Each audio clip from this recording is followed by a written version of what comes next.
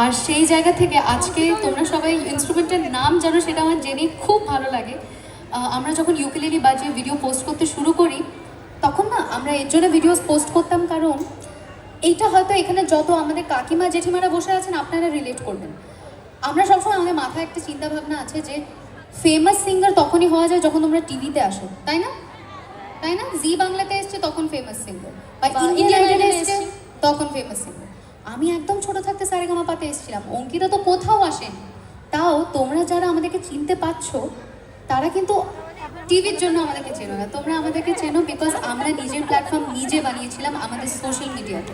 আর আমাদের সোশ্যাল মিডিয়াতে জাজ ছিল তোমরা সবাই, যারা আমাদের ভিডিও দেখেছো, শেয়ার করেছো। Thank you, thank you.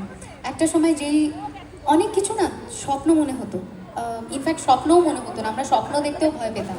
কোনোদিন ভাবিনি সিনেমায় গান গাওয়ার সুযোগ হবে, কোনোদিন ভাবিনি সিনেমায় গান গেয়ে অ্যাওয়ার্ড পাবো, কিন্তু সেই সব স্বপ্নগুলো কিন্তু অল্প অল্প করে সত্যি হতে শুরু করেছে। কিন্তু শুরু হয়েছিল এই ছোট্ট ইনস্ট্রুমেন্টটাকে হাতে ধরে আমাদের ব্যালকনিতে দাঁড়িয়ে 28টা ভাষায় গান দিয়ে।